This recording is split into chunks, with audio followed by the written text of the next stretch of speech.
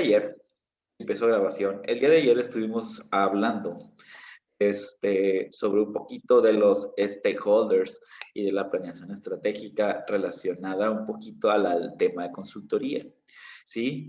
El día de hoy quiero también tocar otro tema que entrelaza consultoría administrativa con un poco de planeación estratégica, con la parte de modelos de gestión, o más bien la evolución, que ya sería los modelos de gobernanza o gobierno corporativo, ¿sí? Y para después también tocar ya lo que son los roles del consultor. Bien, entonces, parto de la pregunta principal, ya saben que me gusta poner en contexto o saber qué contexto tienen a través de preguntas. Carlos, si yo te dijera modelo de gestión, ¿qué me escribirías? Yo te digo, el administrador tiene que ser, va a tener que ser un modelo de gestión. ¿Qué es lo que tendrías que hacer, por ejemplo, si tú fueras administrador?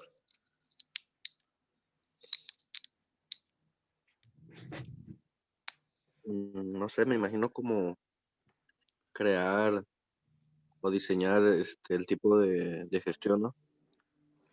Y, ok. Y entonces, pregunta más específica, ¿qué sería gestión? Es como la forma de administrar. ¿Sí? A ver, quiero nomás una versión diferente y ya de ahí parto. Emiliano, buenos días. Hola, buenos días. Buenos días. Modelo de gestión. Si yo te pidiera un modelo de gestión, ¿qué harías? Son como las políticas que se realizan o se plantean para lograr los objetivos establecidos. Muy bien, ok. Mezclo las dos conceptos, la de Carlos y la de Emiliano. Y en realidad, bueno, cuando hablo de un modelo de gestión, es algún modelo de planeación estratégica, o más bien, un modelo de planeación que implica una revisión constante para establecer un orden en la empresa, y a partir de eso que vaya literal, vaya sirviendo de crecimiento, vaya, que se vaya gestionando por sí sola y que vayas logrando como paso a paso. Por ejemplo, dentro del modelo de gestión es muy permitido, por ejemplo, establecerte lo que son la misión, la visión, los objetivos, hacia dónde quieres ir, quiénes van a estar implicados en dichos objetivos, y a partir de eso ir construyendo el futuro del negocio, o más bien, ir previniendo el futuro del negocio de tal suerte de que de alguna manera tú sepas que en qué etapa estás y cuál es la etapa que sigue, cuál es la etapa que sigue, y así sucesivamente. Y entonces, a partir de eso, tú tienes un personal específico que está implementando, digamos, las cosas, estrategias que dijeron que hacia dónde quieren ir, para que la otra persona vaya gestionando ese cambio. ¿Ok? Parto de ahí porque un término, y les voy a ser completamente honesto, un término que cuando yo salí la carrera y no sabía que existía y que se les pide muchos a los administradores, es un modelado de gobierno corporativo o un modelo de gobernanza. ¿Sí? Es algo que se puede pedir en consultoría administrativa, y es como el siguiente nivel de la modelo de gestión, y por eso parto del modelo de gestión. ¿Ok? El modelo de gobierno corporativo o el de gobernanza lo que hace es ese paso a paso, ese must do, esa guía, ¿sí? Administrativamente hablando, en donde vemos planes, objetivos, misión, visión, construcciones, etapa 1, etapa 2, etapa 3, así sucesivamente, de empresas de corte mediano. Ojo, no pueden ser de corte chico o pequeña, no puede ser micro o pequeña, porque el modelo, aunque sean planes familiares, tiene que existir un consejo. Entonces ya puede ser a partir de una empresa mediana, por así decirlo, por poner número de trabajadores a partir de 15, ya puedes hablar de 12 o 15 trabajadores, ya puedes hablar de empezar a poder hacer un plan de gobernanza o gobierno corporativo eficiente, en donde a través de eso tú vas a establecer aquí estamos, para allá vamos. Muy bien, y la idea es que en el modelo de gobierno corporativo, de gobernanza, tú vayas estableciendo el paso a paso de cómo ir de una empresa normalmente de corte familiar a una empresa de corte hasta internacional, ¿sí? De cómo cotizar en la bolsa, de cómo hacer ciertos cambios. ¿Ok? Hasta ahí, sí, vamos en el mismo canal, ¿no? Entonces, la idea es, o más bien, la premisa que quiero comentarles es que todas las empresas o la mayoría de las empresas se empiezan con el corte familiar. Chicos, Azucena, pregúntame yo o pregunto a ti, ¿conoces alguna empresa que sea familiar?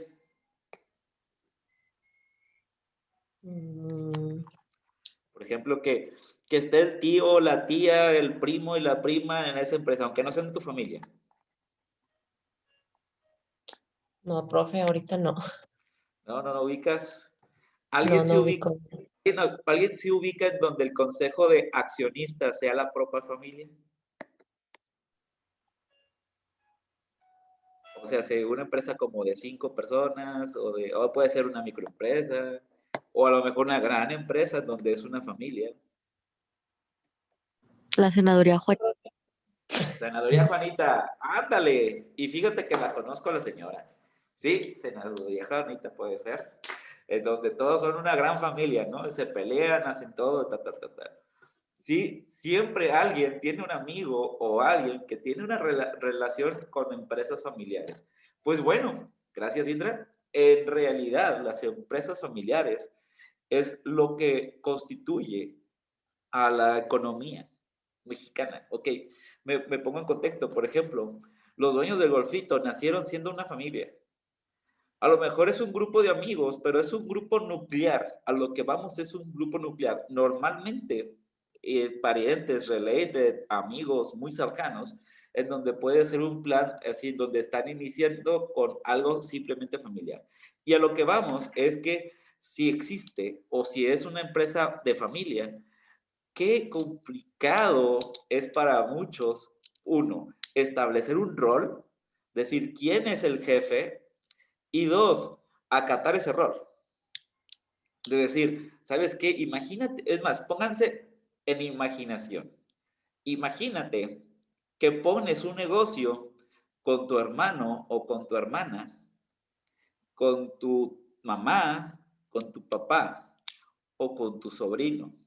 Imagínate si tú tienes que ser jefe de todos ellos.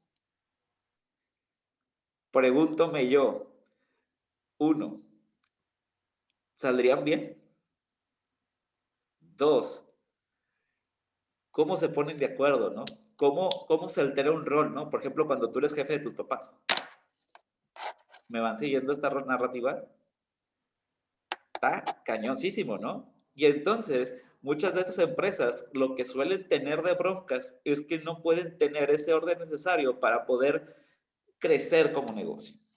Entonces, por ejemplo, imagínate, le estableces objetivos, le estableces una línea y si no está bien establecido el protocolo familiar, puede estar un San Quintín. O vamos por la más común, el clásico persona emprendedora, es más, Gilberto, aquí es el emprendedor del salón, lo que veo, no, también Ulises, ¿no? Por ahí me acuerdo que traías un emprendimiento. Imagínense que quisiera hacer el plan de asociación Gilberto a su familia. ¿Qué tendría que hacer para que esto no se vuelva un San Quintín? Y entonces, esto es algo relativamente solicitado por la consultoría. En la parte de hacer un protocolo familiar, hacer un fideicomiso, un plan de asociación, ¿qué pasa cuando el dueño original ya no va a continuar? ¿A quién se la va a dejar? ¿Sí? Y entonces, también crear también en ese momento un consejo de accionistas en donde parte será tal vez tu familia, pero parte gente de afuera o gente experta, de tal suerte de que se genere un ambiente corporativo, un ambiente que no se preste simplemente a las emociones, sino también más bien a los resultados. Y eso es el reto.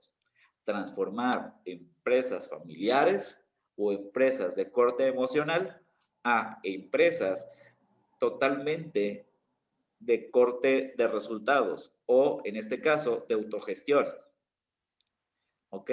A partir de generar asamblea de accionistas, a generar una auditoría, un comité de mejores prácticas, ¿sí? Por eso les decía que en empresas de 2, 3 personas no aplica. Aplica a partir de un número como de 10, 15, hasta más, ¿sí? Porque necesitas un comité que venga con gente de afuera. Esta pregunta está de valor 2 kilómetros.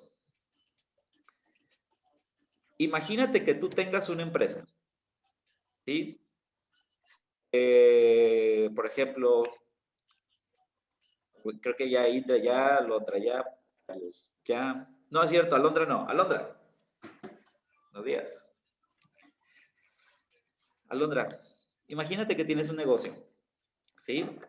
Y que tengas que invitar a gente experta para que de alguna manera se detone. ¿A quiénes invitarías?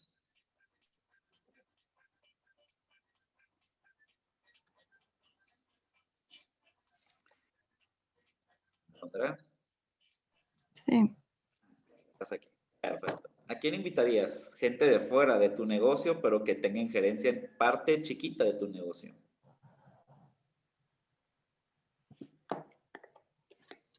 pues a gente,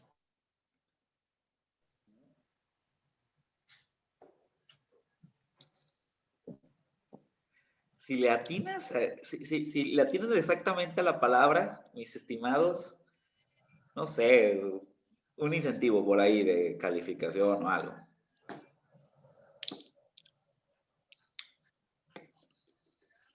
Y lo vimos recientemente, por eso lo puedo preguntar.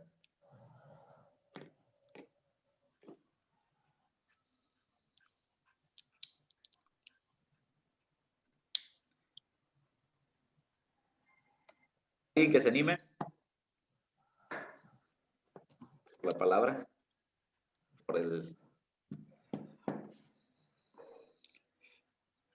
Mis exámenes los hago base 300. Digamos que prometo 20 puntos de ese examen a quien tenga la respuesta. Para eso hay que buscarla, a ver, hay que tenerla. A ver, tira palabras, no es así. ¿No? Alondra, no. Carlos, Azucena. Lo vimos recientemente. Gil. ¿Cómo la pregunta, profe? Ok. Imagínate que tú tuvieras una empresa y que te dijera que en un comité metieras personas que no son directamente de tu empresa. ¿Sí? ¿A quiénes meterías?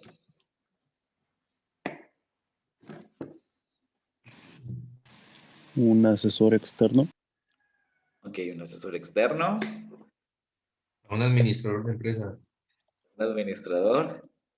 Les dije que si encontraban la palabra, es que está bien cañón, que si fuera otras personas, otras materias, no la preguntaría, pero sé que la vimos. Por eso sé que la pueden encontrar. Administrador, sí, también. Un consultor, definitivamente, también. Y lo vimos bien recientemente. Un último intento antes O sea, de... pero ¿Mandé? que no sea de la empresa, Que no sea de la empresa, sí. ni que tenga que ver con ella. Nada. Ah, puede ser. Ah, híjoles. Como los accionistas, ¿no? Tampoco. No, Indra te la valgo que no te la sepas porque ayer no estuviste en los videos, a lo mejor sí viste los videos. La respuesta era los stakeholders. Los stakeholders normalmente están en los comités. Para ponerte en contexto y para los que a lo mejor no estuvieron en la grabación, stakeholders son público interesado alrededor de tu negocio o internos de tu negocio. Normalmente el público externo son gente con la que te relacionas y que estás haciendo normalmente de negocios constantemente.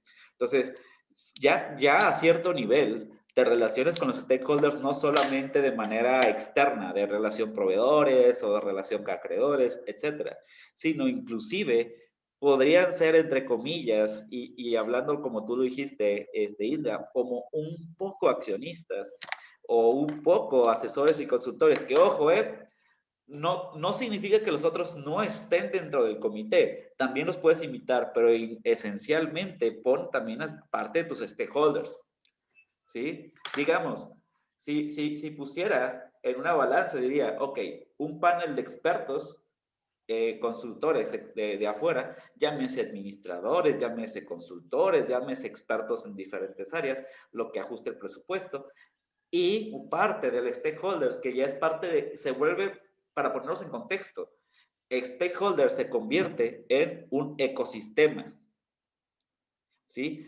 Tu empresa se convierte, al momento de hacerlo gobierno corporativo, en un ecosistema en donde muchas familias, mucha sociedad depende del mismo.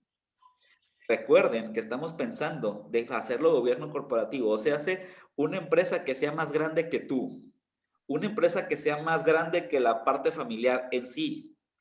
Por eso estás metiendo a la gente incluso hasta de fuera. Por ejemplo, una empresa, como por ejemplo Apple, Apple ya no le pertenece a la familia, solo la familia, tiene parte de la empresa, pero mucho de esa empresa funciona gracias a que ya es un gobierno corporativo. ¿Va? Entonces, las empresas grandes, por ejemplo, Coca-Cola, Marinela, Bimbo, etcétera, etcétera, etcétera, a pesar de que a lo mejor parte de la familia siga disfrutando del dinero que se genera así de grande, o Corona, ¿sí? Así de grande que se puede generar el dinero a través de eso, o por ejemplo la Marina con los Drum y todo eso, a pesar de que se siga haciendo como disfrute de dinero, en realidad hay diferentes familias que están involucradas en eso. E inclusive en su consejo de accionistas tienen gente que no es de la familia, ¿sí? Y tiene incluso gente que no es de la empresa. Muy bien, me van siguiendo.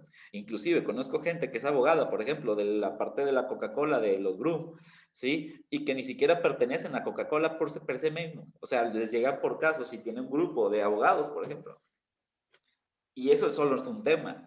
Entonces pueden generar comités de tal suerte de que esta empresa por sí sola se genere.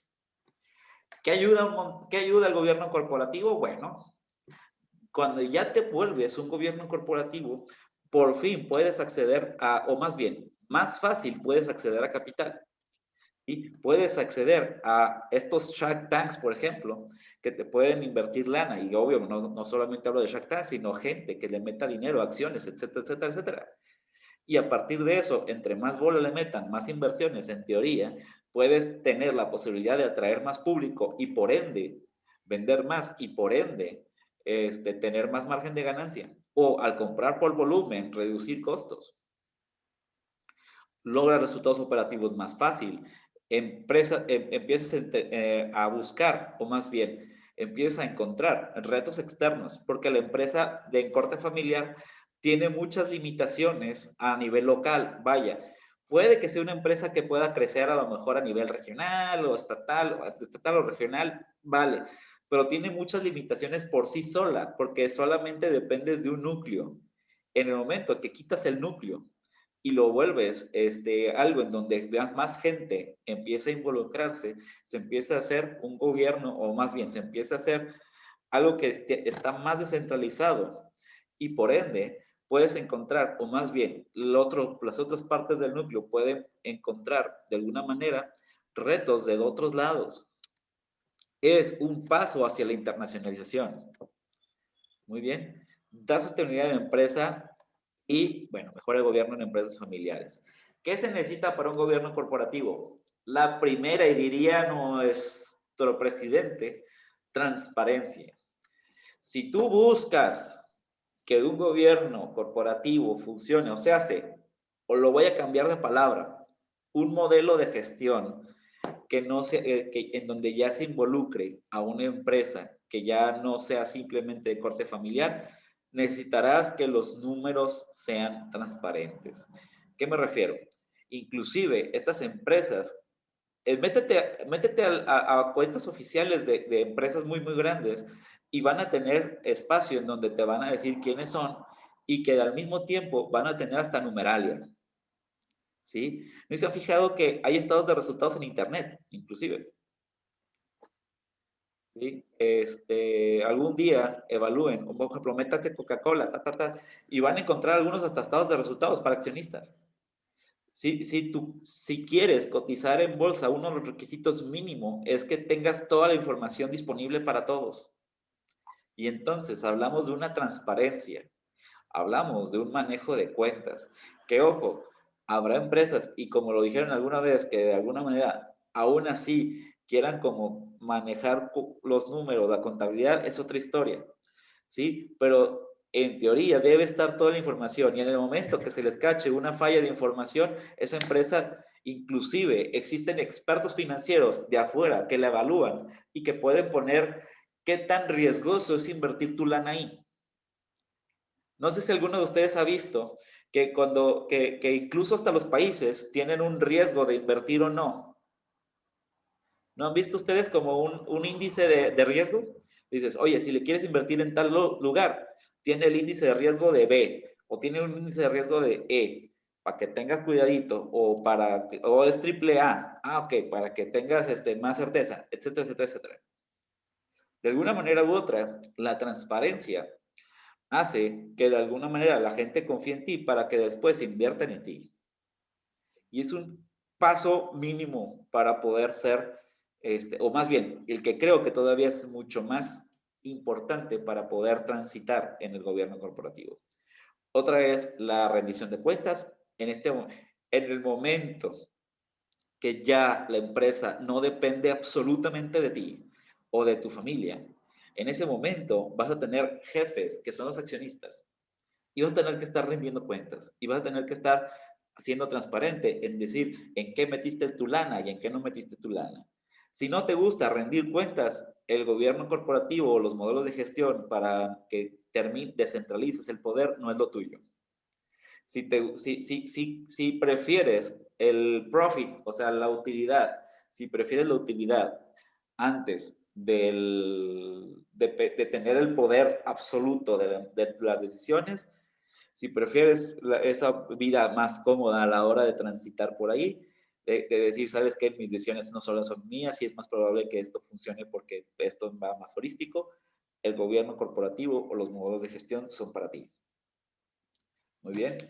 Equidad, porque la idea es que todos sean iguales a la hora de tratar por ahí. Ojo, hablamos de que si ya estamos ya en un mundo de accionistas, obviamente el que tiene más acciones tiene más poder de decisión y normalmente la mayoría de acciones te las dejas a ti, a menos de que quieras hacer un harakiri que el día de mañana por malas decisiones te corran de tu misma empresa. Ya ha pasado, ¿sí? Pero me imagino que te vas a quedar con el 51%, aún así que tus decisiones valen más, no significa que haya faltas de respeto. Y proteger los derechos de la gente que metió lana por ahí. Muy bien. Hasta el momento, ¿cómo vamos? ¿Cómo vamos, Ulises? ¿Cómo vamos? Okay. Bien. Esta es una línea de tiempo para ponerlos en contexto de cómo transita esto. Nace de la parte de los empresarios, los fundadores. Y ojo, no significa que todas las empresas terminen en la bolsa de valores, etcétera, etcétera, etcétera. ¿Sí? Pero esta es una transición ideal, por así decirlo. Si quieres pertenecer al gobierno corporativo, es una transición ideal. ¿Se pueden quedar todas las empresas en empresarios fundadores y Sansan se acabó? Posiblemente. Posiblemente solamente existan 200 empresas por país que estén en gobierno corporativo, 250, también. Pero la idea es que si tú quieres, por ejemplo, que tu empresa termine en la bolsa y que termines ganando un montón de lana, tendrías que transitar estos pasos. Primero, la parte de los fundadores, esa es la que la mayoría la tiene. Después, empezar a hacer ofertas públicas en acciones de empresas privadas. O sea, empezar a descentralizar un poquito el poder. O sea, que no pertenezca simplemente al primer grupo, al grupo creador, el fundador. En este caso, el grupo de amigos o la empresa familiar, que normalmente es lo más normal, ¿sí? Es pasarlo un poquito el poder, digamos, poder estar tratando con personas a decirles, ¿sabes qué? Si tú metes tanta lana, yo te doy tanto dinero. Perdón, hoy nomás. Si tú metes tanta lana, yo te doy tanto porcentaje de la empresa. Lo han visto en Shark Tank. Lo han visto cuando incluso hay gente que, por ejemplo, le mete dinero de por fuera. No sé si alguno de ustedes conoce bueno, para que lo vayan poniendo en contexto, investiguen el término capital semilla, inversionista ángel, venture capital, etcétera, etcétera, etcétera. Gente de fuera que le mete dinero al tuyo, ¿sí?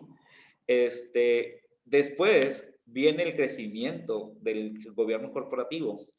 Ya no es lo mismo cuando está tu dinero a cuando ya no es a cuando ya no es completamente tuyo, ya existe una inversión de fuera. Entonces, lo que tienes que ver es mucho de la participación de lo que vimos ayer de los stakeholders, es decir, cómo hago o cómo involucro a los stakeholders para que estén en este ecosistema, ¿sí? Al mismo tiempo, empiezo a tener que tener un poquito desde antes, pero bueno, tener una contabilidad transparente. Significa que sabré que cada uno de los movimientos estará posiblemente monitoreado. Y cuando me refiero de posiblemente, hay mucha gente que ni siquiera los ve, los estados resultados. Pero el punto es de que, en teoría, estén disponibles para todos. ¿Qué tan disponible está una empresa en hacer eso? Las que están haciendo jugadas chuecas, te lo aseguro que no. ¿Ok? O las que todavía no saben inclusive cómo jugar chueco, te aseguro que no. Hay empresas que están muy desorganizadas, que primero tienen que ordenar su casa, por así decirlo, para poder pasar a esto. ¿Sí? Muy bien. Y la idea es empezar a crecer, empezar a ver incluso la gestión de riesgos. Cuando hablo de gestión de riesgos, es la planeación estratégica que ya ubican, lo de la misión, visión, objetivos, hacia dónde vamos, hay que medir los resultados, hay que todo esto, y esto se retroalimenta una y otra y otra y otra y otra vez hasta que vaya creciendo, creciendo, creciendo, creciendo, y llegue un momento en donde el capital accionario, o más bien, que tengas apertura o condiciones necesarias para poder cotizar incluso en la bolsa. Para esto, tiene que pasar muchos millones de pesos después, ¿sí? Y una vez eso, ya entra, si en el momento en que entre la bolsa, las acciones que pusiste ahí, tú sabes que es un dinero que en lo que tú puedes mover, pero no es completamente tuyo, y todavía se vuelve muchísimo más más bien, ¿cómo se puede decir? Se disuelve más tu empresa en más número de personas. Por ejemplo, Bimbo, si habláramos que las inversiones fueran dueños, ¿cuántos dueños tienen? ¿Cuántos dueños tiene Bimbo? ¿Cuántos dueños tendría Bimbo, Gilberto, si cada acción fuera parte del dueño, ¿no? Si tuvieras una acción, fueras dueño, ¿cuántos dueños tiene Bimbo?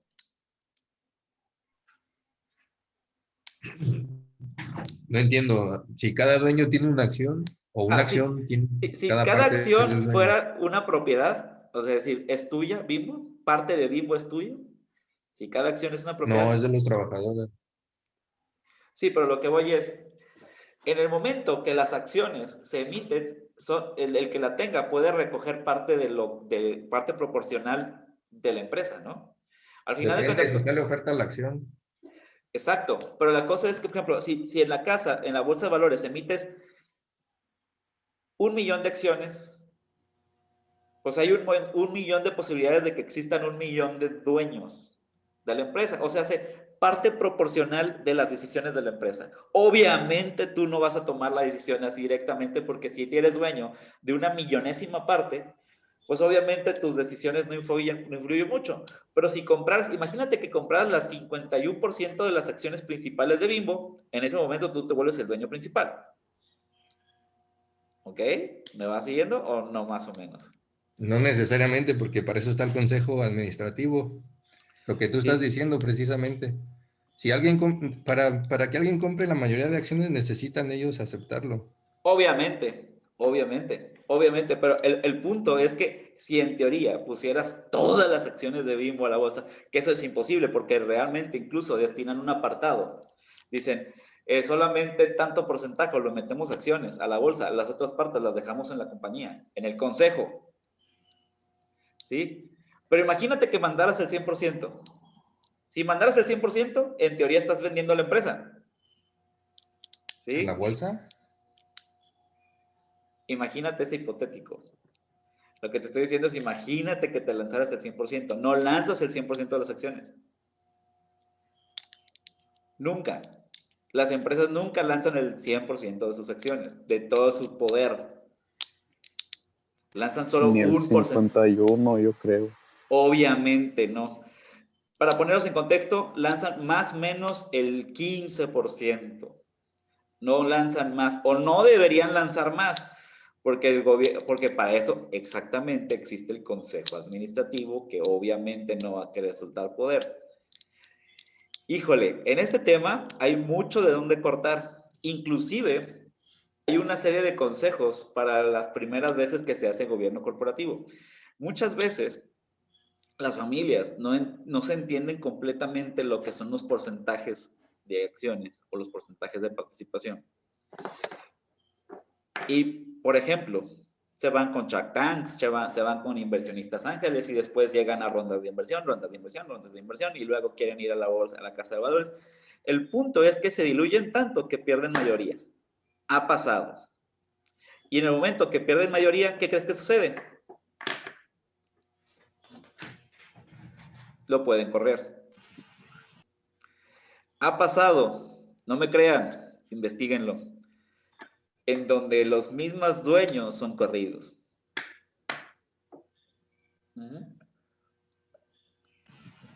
Pero a lo mejor ya es planeado, ¿no? A lo mejor ya no quieren responsabilidad.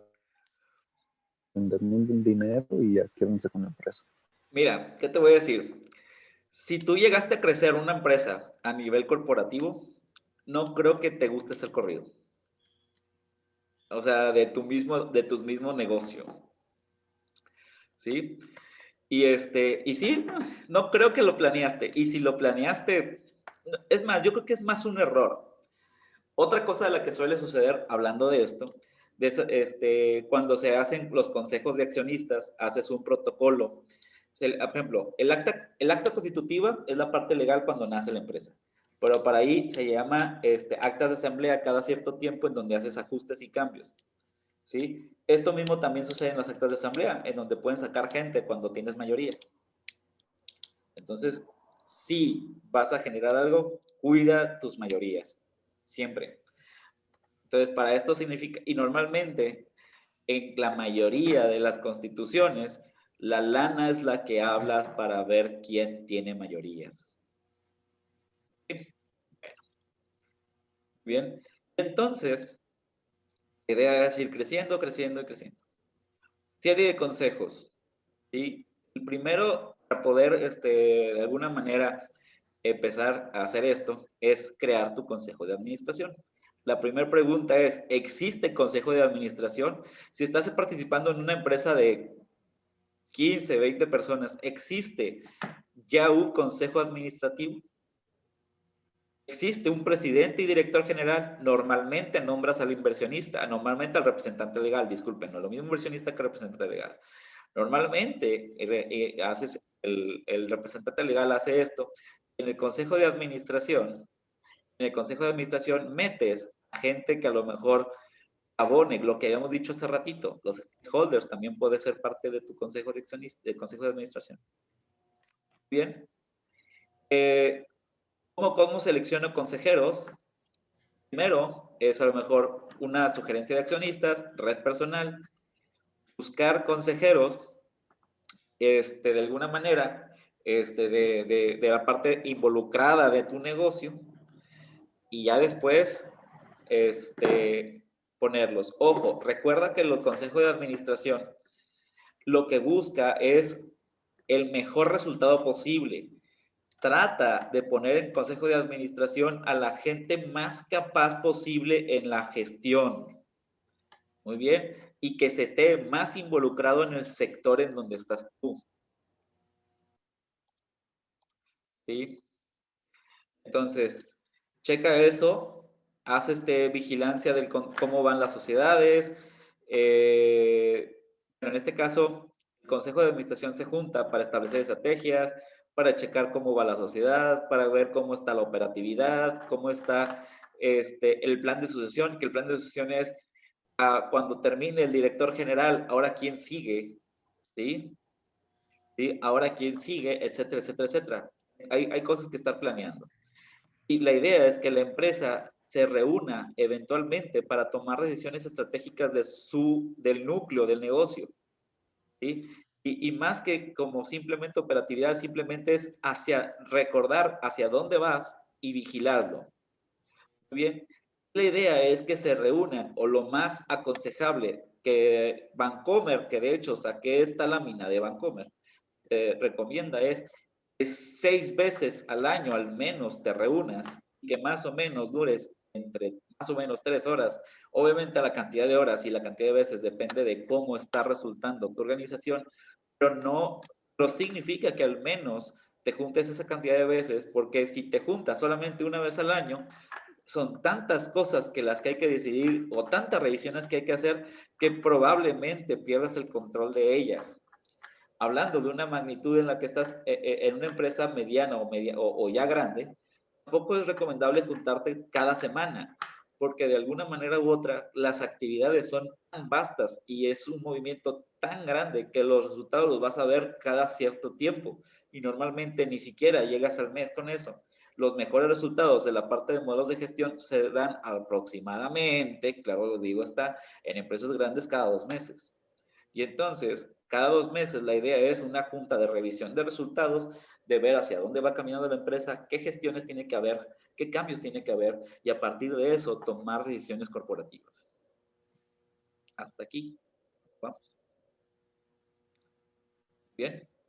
Entonces, la idea es tener eso, empezar a tener las reuniones, empezar a tener ese consejo de administración que esté hablando.